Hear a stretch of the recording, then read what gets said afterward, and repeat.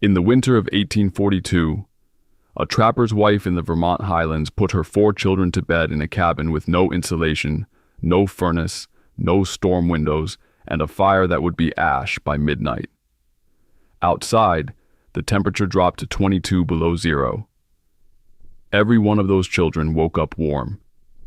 She did not get lucky. She ran a system. And the 6 pieces of that system are what nobody ever got around to teaching you, because the day you stopped needing to know them was the day somebody got very, very rich. My name is Levi Blackwood, 7th generation on Blackwood Ridge in the southern Appalachians. My grandfather Eli raised me after my daddy died in the timber, and before he went, he made me copy every last thing he knew into a leather journal. Hard-won lessons from a man who spent 81 years living close to the land and far from the hardware store. Everything I'm about to walk you through comes out of that journal and out of 40 winters run off one chimney on this ridge. Freezing nights kill people today. Hikers, hunters, homesteaders who thought they were prepared and were not. The cruel irony is that frontier families, people with dirt floors and hand-stitched blankets, and maybe one iron pot to their name, survived nights that would hospitalize a modern camper in 4 hours. They were not tougher than you. They knew 6 things you were never taught. One of them involves a rock that can explode. We will get there. Stay with me. The shape of the problem. Before the first method, there is something you need to understand about cold, because most people think about cold wrong. Cold does not attack you, friend. Cold is just the absence of heat. What kills you on a freezing night is not some force coming in from outside. It is your own heat leaving. Heat bleeds out of a human body through 4 pathways. Radiation, the warmth your skin throws into the air around it. Conduction, the heat that transfers directly into whatever cold surface you are touching. Convection, the heat stripped away by moving air. And evaporation, the moisture your body releases that carries warmth with it when it goes. Frontier families did not know those 4 words, but they knew every one of those 4 pathways by feel, by experience, by watching what happened when you ignored one of them. And every method I'm about to walk you through is a direct answer to one or more of those 4 heat losses. Seal the pathway. Keep the heat. Wake up alive. Simple as that. Not easy. Simple. 4 enemies, 6 solutions. Let us count them down. Method 1. The body pile.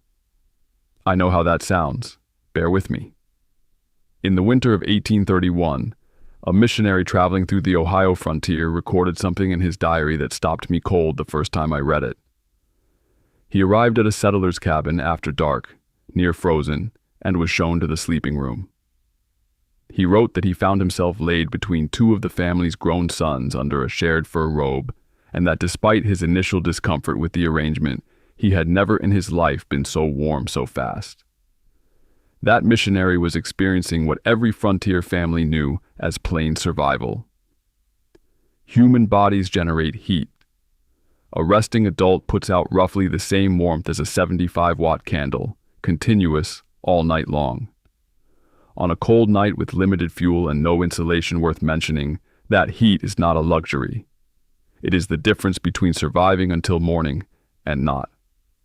Communal sleeping was not born out of poverty or lack of space, though those things were real enough. It was a deliberate thermal strategy. One body under a blanket loses heat faster than it generates it on a bitter night. 2 bodies create a shared microclimate that both benefit from. 3 or 4 and you have something close to a self-sustaining system. The math is that simple and that old. The fur robe was the key piece of hardware. Buffalo robe, bear skin, deer hide, whatever the family had taken or traded for. Fur traps an enormous volume of dead air between the hairs. Dead air is one of the best insulators in nature. 2 adults under a well-cured buffalo robe on a 20 below night generate enough combined body heat to hold a sleeping temperature near 60 degrees Fahrenheit inside that shared air pocket, even with the fire burned completely to ash. The United States Army knew this. The 1861 Field Manual for Winter Campaigning explicitly instructed soldiers to sleep in pairs or groups when fuel was limited. Not a last resort, a primary strategy. They put it in the manual because men were dying who did not know it. Nobody outlawed communal sleeping. No federal agency wrote a rule against sharing a blanket. What killed it was the Victorian bedroom, the private room, the individual bed, and the idea studied hard by furniture manufacturers starting in the 1870s that sleeping alone was civilization and sleeping together was poverty. Then the central furnace arrived, and the carrier corporations sold you the equivalent of your brother's body heat at a monthly rate. Your great-great-grandmother was not embarrassed. She was warm. There is a difference, and it matters. Method 2. The bed box. This one. Eli drew a diagram of in the journal. I have looked at that pencil sketch so many times the page is soft at the corners. Picture a wooden box, roughly 6 feet long, 4 feet wide, and 3 feet tall, built directly into the wall of the cabin like a cupboard laid on its side. A thick straw tick mattress on the floor of the box.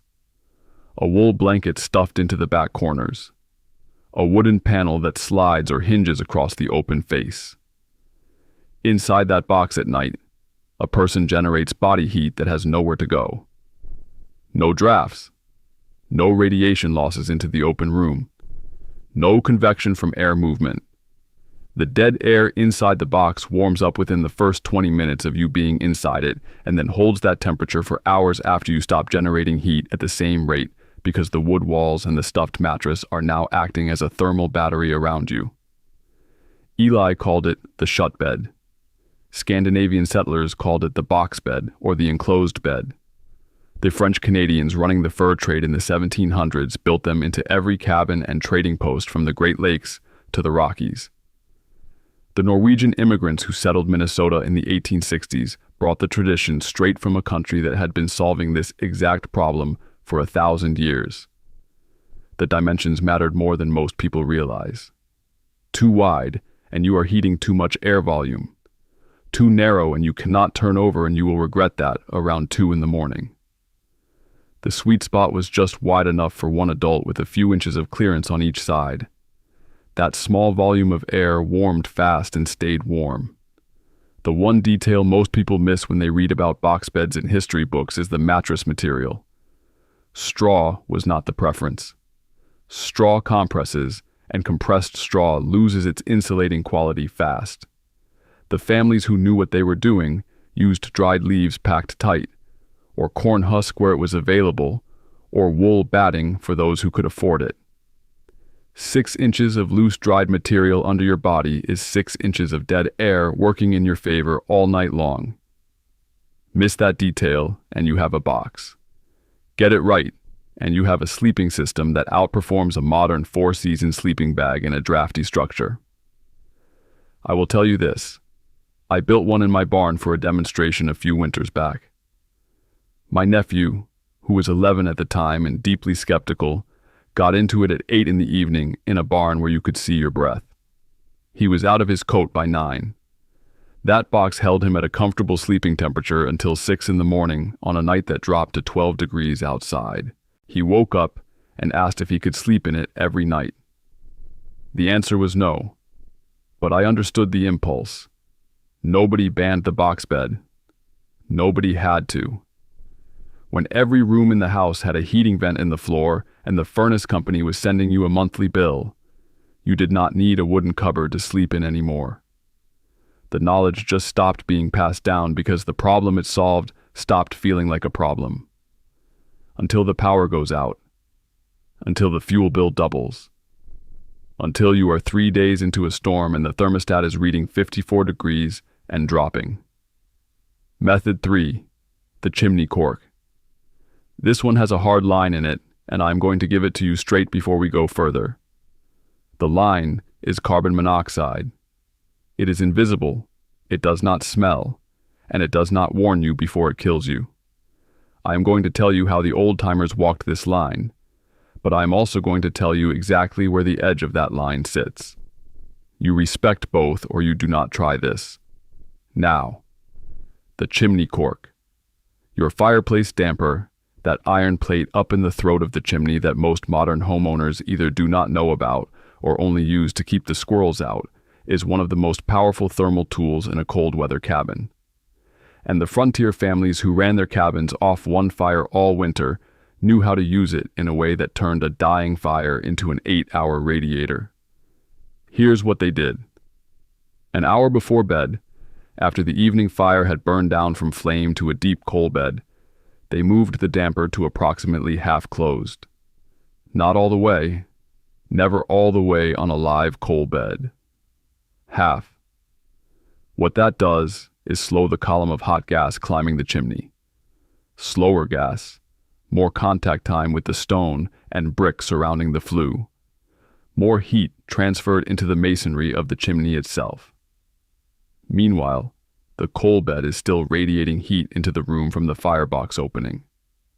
By the time you are in your box bed with the panel slid shut, your chimney wall has absorbed 6 to 8 hours worth of fire heat into 12 to 18 inches of stone. That stone wall does not cool fast. It cannot. Thermal mass does not work that way. At 2 in the morning, no fire, no flame, just the residual heat bleeding slowly out of several hundred pounds of stone into the air of the room. Soft, even, radiating warmth until well past dawn. Eli's journal, winter of 1951, deep freeze, 3 days below zero on the ridge. One line about this that I have read so many times I could say it in my sleep. He wrote, "Half damper, deep coal, stone does the night work." 8 words, the whole method. Now the line. The danger here is closing that damper too far too fast on a coal bed that still has life in it. A live coal bed consuming oxygen in a sealed or near-sealed space produces carbon monoxide. That is not a modern problem. That is not an OSHA problem. That is a chemistry problem. It was killing people in 1840 the same way it kills people today. The old-timers managed this through experience and through the deliberate maintenance of a partial opening. Half damper, always. Never full closed on anything that is still glowing. And if your cabin or home is tight by modern standards, meaning it has insulation and weather stripping and sealed windows, you have got a different equation than a log cabin with natural air gaps in every wall. A modern tight house plus a half-damp, arid coal bed plus no carbon monoxide monitor is a gamble. I'm not going to tell you to take. Get the monitor. $15 at any hardware store. Carbon monoxide detector. Put it in the room with the fireplace. That is not weakness. That is the old-timers' method applied to the modern situation. They had natural ventilation from the gaps in the logs. You have weather stripping. Compensate accordingly.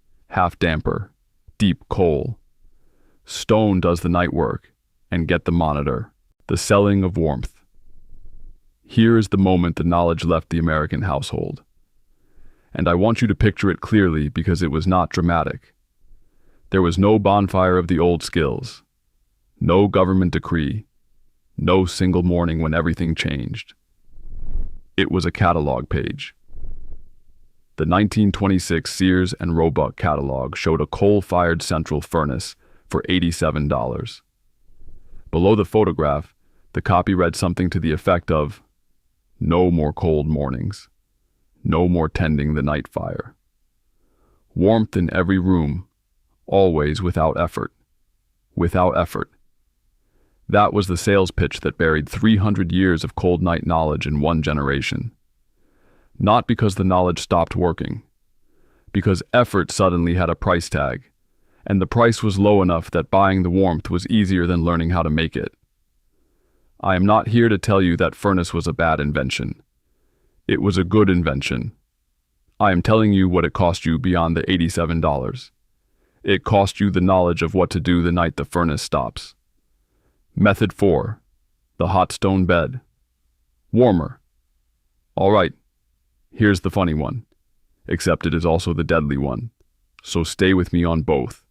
Your great-grandmother, and I mean this literally, would pull a river rock from the edge of the fire, wrap it in a piece of old wool blanket, carry it across the cabin, lift the edge of the bed covers, and slide it down to the foot of the bed. That stone would radiate usable heat for 4 to 6 hours. She did this every single night from October to April and thought nothing of it. It cost her nothing. It worked perfectly. Now here's where it gets complicated. And this is the part I have to be honest with you about because it is genuinely dangerous and also, in a strange way, almost funny in how simple the mistake is. Not all rocks are equal. And this is something your great-grandmother knew in her bones, and that has been lost along with everything else. River rocks. Smooth, rounded stones, pulled from a creek or riverbed. They are beautiful. They are convenient. They are everywhere. And if they have been sitting in or near water, they can contain trapped moisture inside microfractures in the stone. You heat a wet rock fast, that moisture turns to steam, expands, and the rock does not expand with it. The rock explodes. I mean that literally. I mean fragments of stone moving at speed. I mean a fire you can never undo. Eli wrote about this. 1947. A neighbor 2 ridges over put a creek stone in his fire to warm for the bed. The family heard a sound like a rifle shot. Nobody was hurt that night. They were lucky. The journal says Eli never forgot it, and neither did I.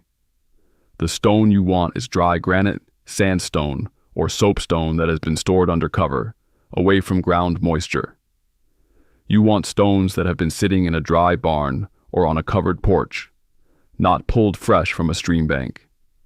You heat them slowly at the edge of the fire, not in the coals. Slow heat, dry stone, wool wrap. That is the whole method. The physics behind it is the same principle that runs modern industrial thermal batteries and rocket mass heaters. Dense stone absorbs and holds heat at a rate that metal cannot match for long-duration release. A hand-sized piece of dry granite pulled from a 2-hour low fire holds usable warmth for 4 to 5 hours. Cornell's engineering literature confirms the heat capacity numbers.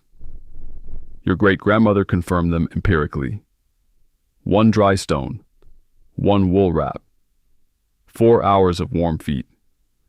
Cost you nothing, works forever, 0 recurring expense. Hot Hands hand warmers cost $1.50 and are garbage by morning. The rechargeable electric version runs $60 and needs a wall outlet. The stone is free, the wool is whatever you have, and the physics have not changed since before Abraham Lincoln was born. Just do not use wet river rocks. I cannot stress this enough. Method 5. The draft seal. There is a moment every old cabin builder in the Appalachians knew, and that nobody teaches anymore. The moment just after dark when the outside temperature starts dropping faster than the inside temperature can hold. That is when the cold air finds every gap in your walls and starts trading places with the warm air you spent all day building up. And on a frontier night, those gaps were everywhere. Log cabins were not airtight. They were not meant to be fully. But there was a nightly ritual in every competent mountain household that sealed the worst of the cold leaks before the family went to sleep. And it was so simple that I almost feel embarrassed telling you, because what they used was moss, rags, and rendered fat. That is the entire materials list. Dried moss, the kind that grew on the north side of every tree on the ridge, was the primary chinking material for the seasonal gaps. In the fall, before the first hard freeze, a family would re-chink the gaps between the logs with fresh dried moss pressed tight. But during the winter, for the specific cold night seal, they used what they had on hand. Rags, old wool scraps, pieces of worn-out leather. The key insight, and this is the piece that tends to get lost, was not what they used. It was where they put it. There are 3 places in any cabin or house where cold air infiltration is wildly disproportionate to the size of the gap. The threshold, the gap under the door. On a windy night, that half-inch gap at the base of a door can exchange more cold air into a room than every other crack in the wall combined. Frontier families knew this and kept a rolled rag, a sausage of tightly wound scrap wool or leather, at the base of every exterior door. You kicked it into place last thing before bed. Cost nothing. Changed everything. The window corners. The diagonal corners of a window frame, where the vertical and horizontal members meet, are where the air seal fails first, especially in cold weather when the wood contracts. A small wad of moss or tallow-soaked rag pressed into those four corners on a cold night blocked more heat loss than most people would believe. And the fireplace throat when the fire was down to coals. Not fully closed, as we talked about, but a partial block using a piece of damp cloth held in place, letting just enough air through for the coal bed to breathe, but stopping the enormous convective loss of warm room air up the open chimney. Rendered fat, specifically tallow, got used as a sealant on the rags and moss because fat does not dry out and crack the way plain cloth does in cold weather. It stays pliable. It fills micro gaps. Your great-great-grandmother's rag draft seal lasted all winter and got refreshed in the fall.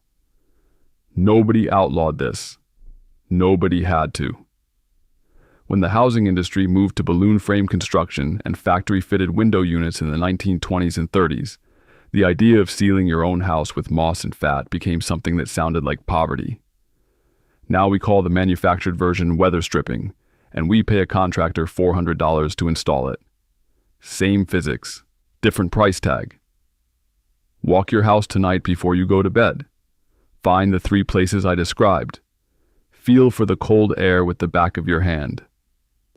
The back of your hand is more sensitive to air movement than the palm. If you feel a draft at the threshold, at the window corners, or from the fireplace throat, you have found the places your heat is leaving. A rolled towel at the base of the door is your 5-minute entry point into this method. Do it tonight. Method 6.